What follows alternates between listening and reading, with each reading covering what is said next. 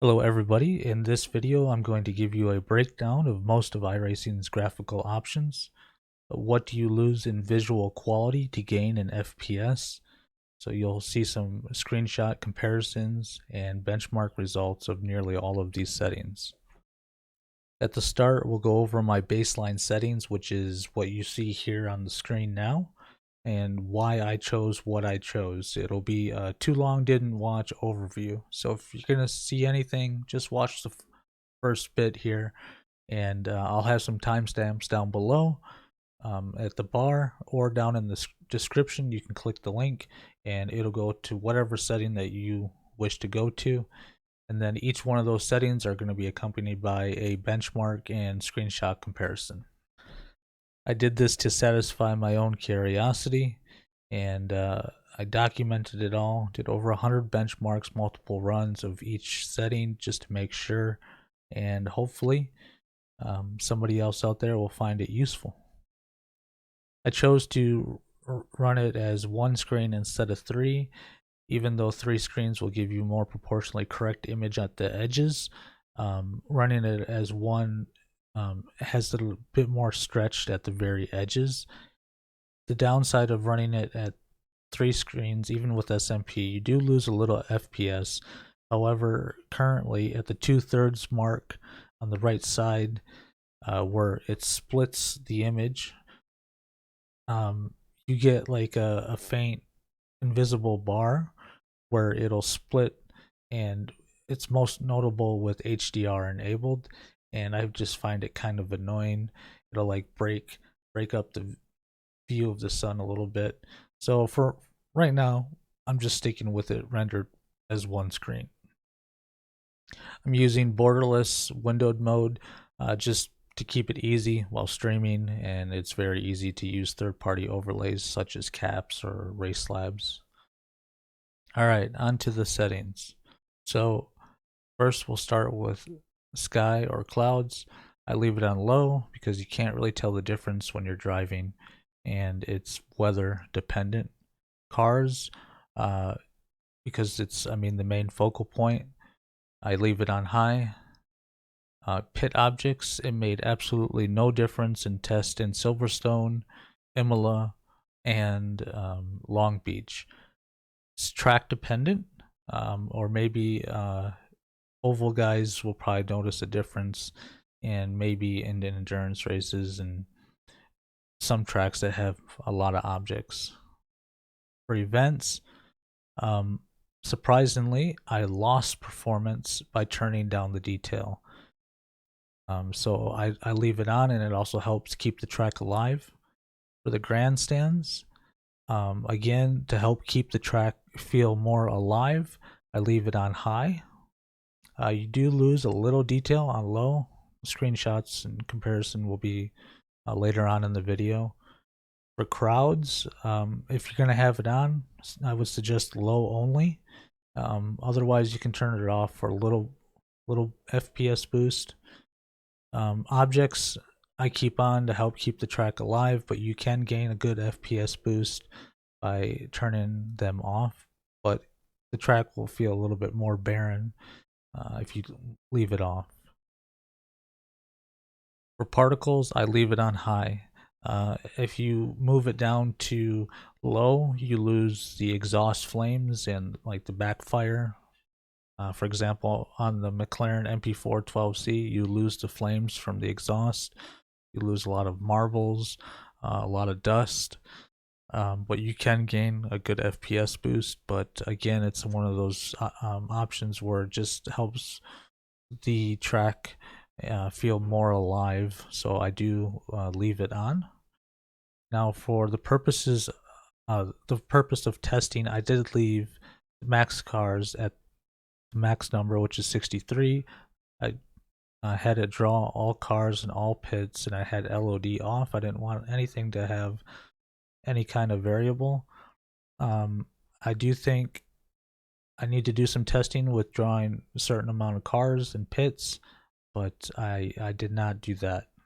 And then of course frame rate limit was off and VSync was off. Anisotropic filtering, I always leave that at 16 in every game I play.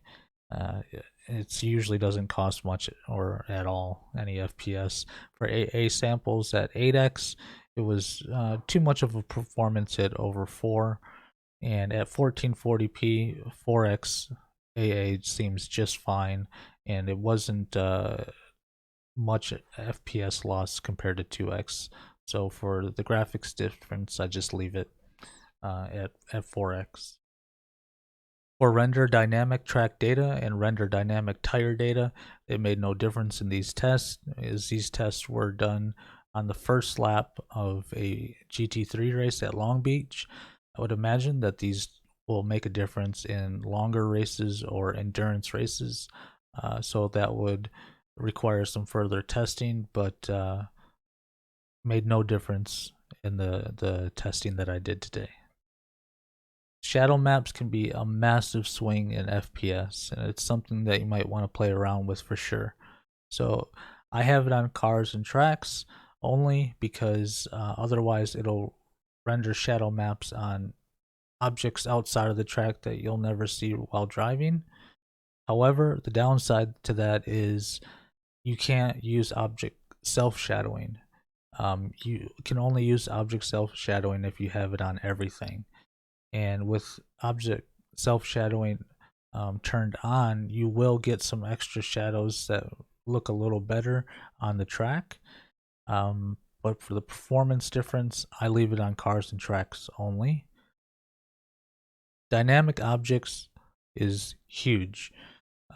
You can gain a lot of FPS by turning it off. However, by leaving it on, you do get the projected shadows from the position of the car versus light sources like the sun. So, I personally like the projected shadows, so for now I'm leaving it on. And if you're gonna leave that on, you gotta leave the filter on. Otherwise, the shadows are just a jaggy mess. It's not good.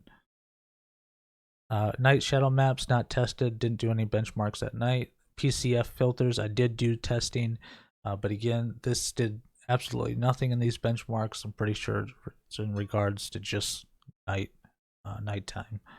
Shader quality preset, I did do some testing. I would recommend either high or ultra.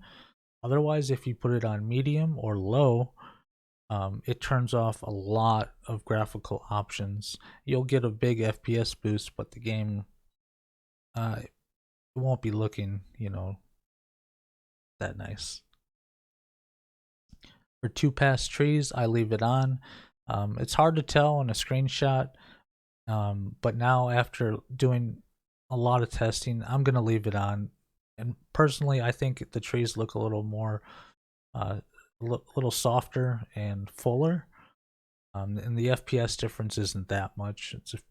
I think it plus or minus 5% depending on the track.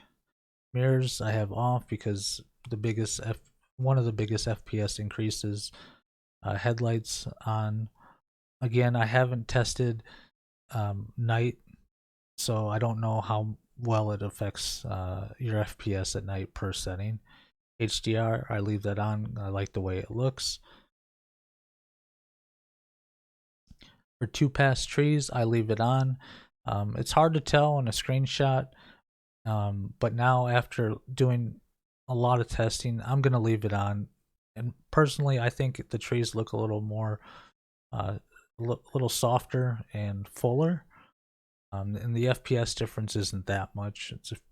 I think it plus or minus 5% depending on the track.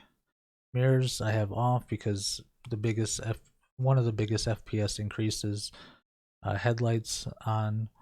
Again, I haven't tested night, so I don't know how well it affects your FPS at night per setting. HDR, I leave that on. I like the way it looks. Now, car detail, FPS wise, we gained 10 FPS going from high, which was the baseline, to medium. And then from medium to low, we gained another good chunk of FPS. We gained 7 FPS. Now, if we look at that in the percentages, we gain 6.5%, and then we gain all the way up to 11% more FPS. So car detail can be a pretty big boost in your FPS. That being said, I still haven't looked into the details too much of how much you lose in the cars. I've always just left it on high because the cars are such a focal point of the race, and or the focal point of the race. And while streaming, I've just always left it high, but I might reconsider. So with crowds, it's pretty much a wash on the setting for high and medium. You will gain FPS most of the time with it on low, which is what the baseline is. However, it can vary quite a bit. So as you can see, we have a 3 FPS swing, but again, it's almost a run-to-run variance with iRacing. I had a 7 FPS swing in my baseline runs. So with crowds off, you usually will gain FPS, but I would either run it low or off. I wouldn't use medium or high. Alright, cube maps, everybody's friend, because it looks nice. At least the dynamic one does, but you know, it kills your FPS by a lot. So baseline, we had a 165 FPS average. We turned on the fixed one, which is your track cube map, went down to 103. Turned on dynamic, which is the one for cars, it went down to 76. If we turned on both, it went down to 58 average. And if we look at the percentages, you can see it kind of puts it even more into perspective, just how much you lose percentage wise. It's not very good. But here is some screenshots for you guys. So this is off, and this is on. So at the top here, we have cube maps on, and at the bottom, cube maps is off. So at the top, it's on, bottom, it's off. And the cube maps add a lot of depth to the shadows. They're a little darker. You get better reflections on the cars, and the replay works. It looks great on the replay if you can afford it.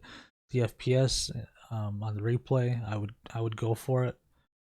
Looks really nice. Just too bad we're not really there performance wise to be able to run it.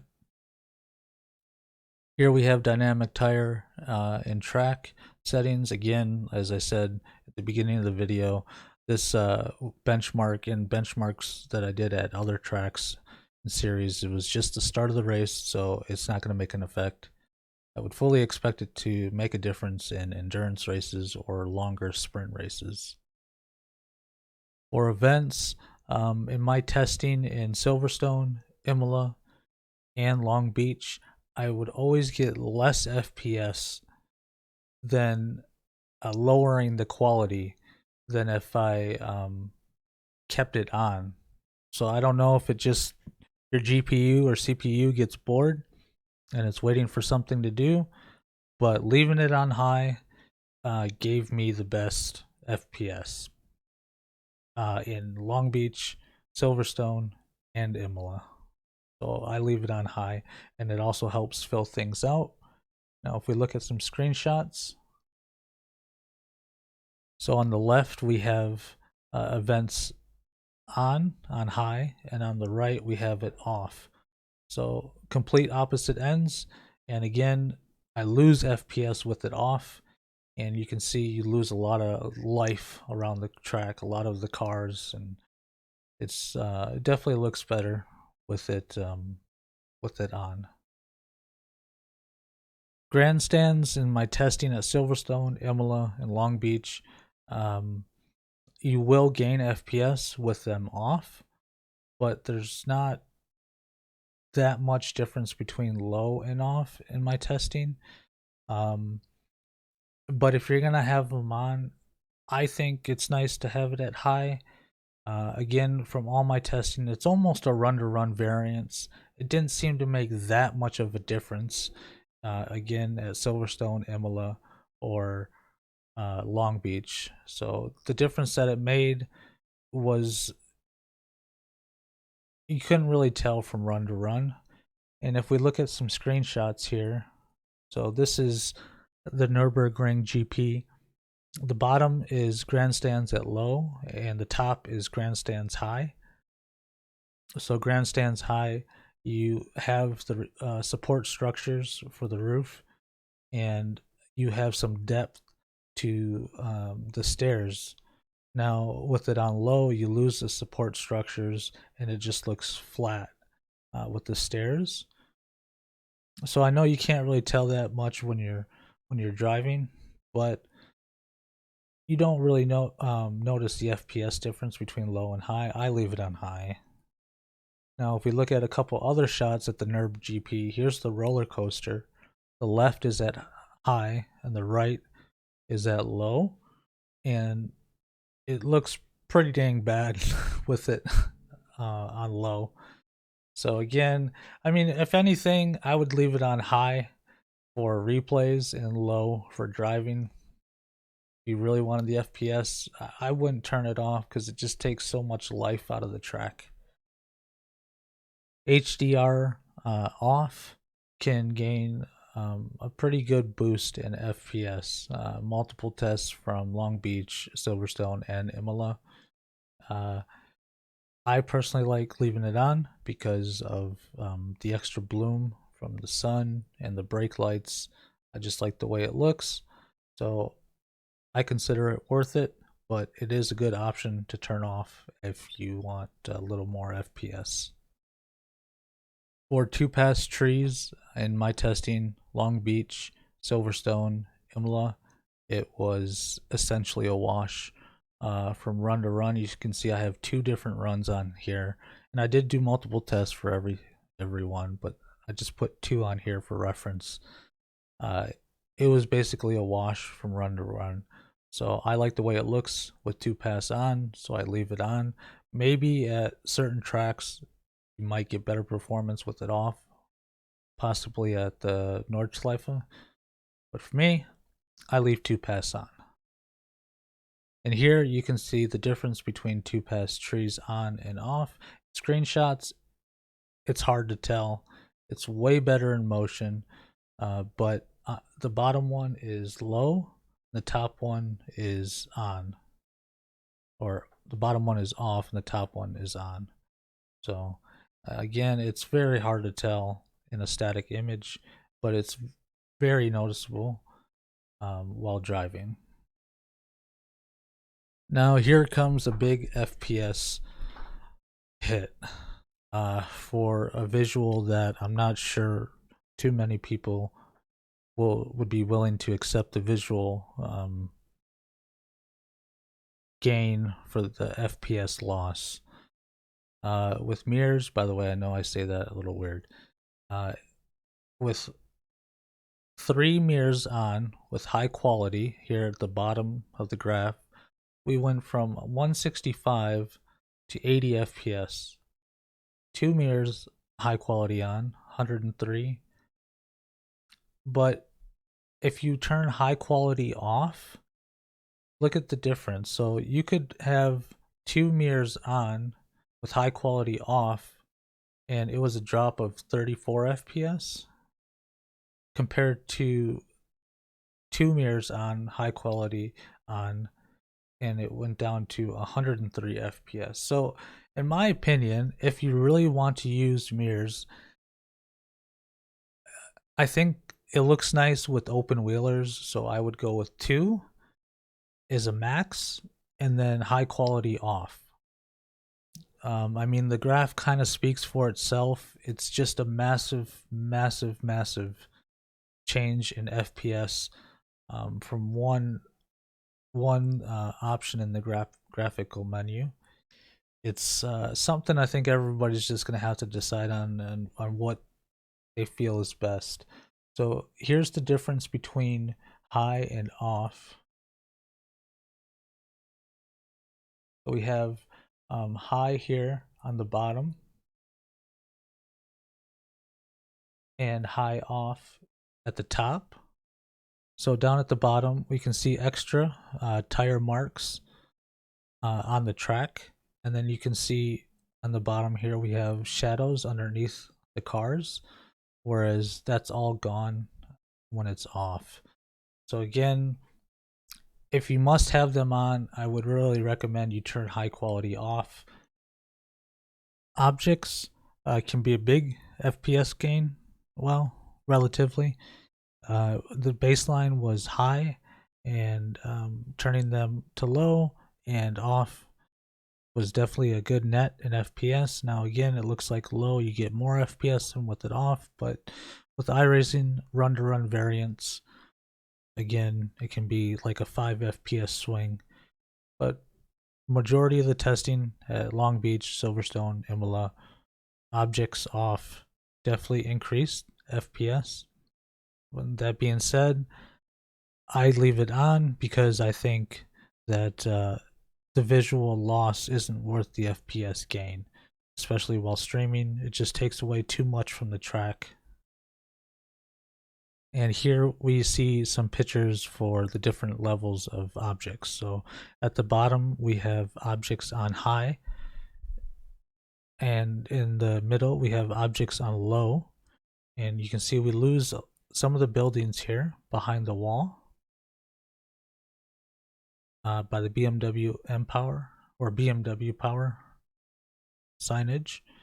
And then if you go all the way off, we pretty much lose everything that you've seen in this picture for the most part. So, and then if we took off events, we would lose even more in the back. It just looks too barren in my opinion. So if you can afford it, I would definitely leave objects on high. If you're really hunting for FPS, then maybe go to low. But it just looks too barren for my taste with it off. For particles, baseline run was at high, but for the most part, in my testing at Silverstone, Imola, Long Beach, there wasn't much difference between high and medium. So I just leave it at high. If you want an FPS boost, I would suggest going down to low. You can gain quite a bit. The downside is you lose the backfire from exhaust, you lose marbles, you lose a lot of dust, a lot of the stuff that brings the race to life when somebody clips the grass and such. I'll show you some screenshots here, but just quickly, if you want to look at the graph again, you can see that you can gain a pretty big amount of FPS by going to low, but you lose a lot of that life that's brought in to the race from particles. So if we look at the screenshot, the bottom is high, the middle one is medium, and the top one is low. So high and low, or excuse me, high and medium, it's roughly the same FPS wise, but medium you do lose some extra marbles, and then if you go to low, you lose all of the backfire, all the flames and such from exhaust, and you lose the marbles. And if you really want to gain some FPS, it's definitely worth it to go low. Otherwise, I would really recommend that you stay medium or high. PCF filter, again, this thing, like I explained in the overview, made no difference in this benchmark. It's pretty much for night stuff. So run-to-run variance the day is no difference. I didn't do testing at night, but I wanted to show this anyway. So no difference. Pit objects, Silverstone, Imola, Long Beach benchmarks, no difference whatsoever. Each one of those tracks is a pretty clean pit lane with closed garage doors. Not a whole lot going on. Track dependent. Some tracks might be affected quite a bit. I haven't tested every track in iRacing, so but for me, I just leave it on high because I can never tell the difference. maybe an endurance race. Shader quality preset, there wasn't a whole lot of difference in the testing that I did at Long Beach, Silverstone, and Imola for high quality and ultra quality. Ultra was the baseline. There is a huge difference between the medium preset and the low preset. So I'll just show these graphs for another second. You can pause it, come back to it. But basically what the preset does is just turns off a bunch of stuff that you could turn off manually, and it also lowers the quality of the shaders as well. But when it lowers the quality of the shaders, some stuff you can't have on. So let's take a look at that. So medium was 200 and let's say 50, and low went all the way up to over 300 FPS, but you lose so much on low. If you really want to gain FPS, I still wouldn't recommend medium. We'll go to shadow maps next, and we'll be able to discuss that later. But here's what shader quality preset does for FPS gains. And if we go and look at the medium, you lose render dynamic tire data, self-shadowing, dynamic objects, filter, some particle, and parallax. And if you put it on low, you pretty much lose everything. Particles will only go to low. You lose everything in the middle here and almost everything on the right. I'll just throw up the benches again real quick for this, but in my opinion, high or ultra, and then tweak your settings based off of that. Okay, shadow maps. Gonna take a minute to explain all of this here. You can gain or lose a lot of FPS with this, and you can gain or lose a lot of visuals with this. So baseline, again, with shadow maps on track and cars only, with dynamic objects on and filter on. If you put it on everything with self shadow on, for me, it was a 15 FPS loss. Shadow maps everything with self shadow off. It was essentially a wash, run to run variance. So I would only honestly put it on everything unless you want, so you can run self shadow on, because you can't run self shadow if you put it on tracks and cars. So again, by default, my baseline is on tracks and cars. Now, if you put it at track only, you do gain a little bit, but you lose even more shadows in the car. I don't think it's worth it. But the FPS gain that you get, it wasn't worth it to me. It was, I think all the tests I did at multiple tracks, it was maybe an average of 5 FPS more. But now we can move up to turning shadow dynamic objects off, and this is huge. In my testing at Long Beach, Silverstone, Imola, this is one option, along with mirrors, that I think a lot of people are gonna have a tough time deciding, or maybe they won't. But at least for now, for streaming, I like having the dynamic object shadows on. You get the projected shadows. Also show some comparison screenshots in just a minute.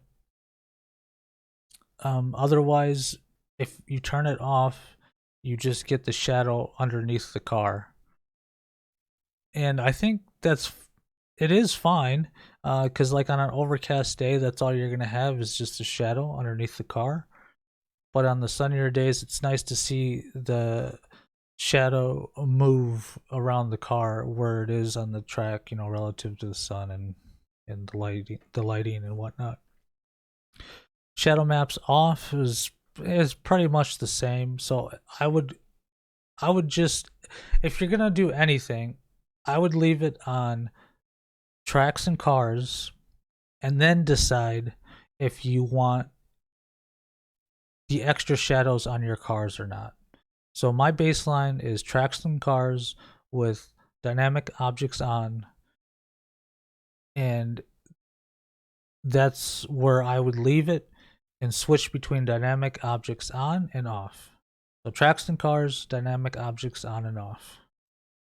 Now let's look at some screenshots here so I can uh, show you the difference.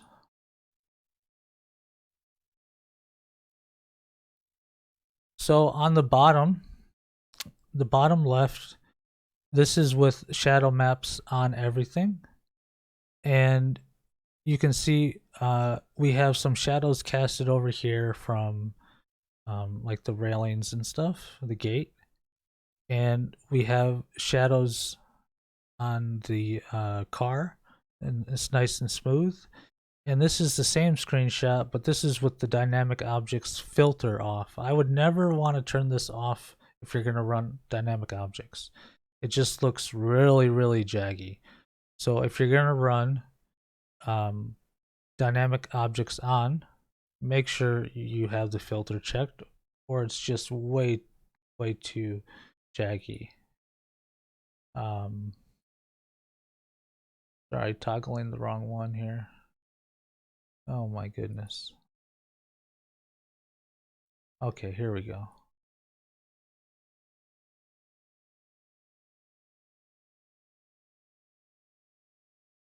Now this is the difference between dynamic objects on and dynamic objects off. And it's a massive swing in Silverstone, Imola, and Long Beach. We're talking like 50 to 80 FPS on average. So the bottom is with dynamic objects shadowing on, and the top, this is with dynamic objects shadows off.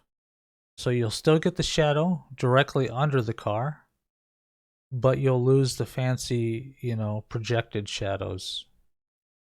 So you gotta, decide if it's worth it or not for you. Personally, I'm still leaving this on, but I'm starting to reconsider because the extra FPS you gain is huge, but for streaming, it just looks so nice. It's the same thing with having objects on and grandstands and crowds, and particles on high, stuff that helps bring the race more alive. And I think the shadows can help do that. But you can gain such a huge difference, a huge difference in your FPS. So again, the bottom is dynamic objects shadow on, top dynamic object shadows off. And now here is object self shadowing. You can only have this on if you put shadow maps on everything. So this is shadow maps everything with self shadowing turned on. Now in the bottom it's turned on, and the top it's turned off. So the bottom you can see extra shadows cast on the garage doors from the balcony and the overhang. And then on the left side you can see extra shadows cast by the fence and the guardrail. So it can add a bit to the life of the track with some objects. Personally, most tracks, most situations, you still won't notice it that much. So I still think it's best to do shadow maps, track and car only, and then whether or not you want to turn on or off dynamic objects. So that's it. Again, I did this project as to satisfy my own curiosity, and maybe it'll find some use out there. Somebody else will find it useful. Sorry, the video's nothing fancy. There's no fancy graphics or anything. I just it's pretty long-winded, but I hope I broke it down well enough. If you have any questions, just ask down below, and I'll see if I can get back to you. You can always check me out on Twitch, twitch.tv/Corkertize. There'll be a link down below. iRacing is my main game, main part of my community. When I'm not doing that, I'll be playing other stuff. But yeah, always welcome to stop by, and I hope somebody finds this useful, and I'll see you guys around. See ya.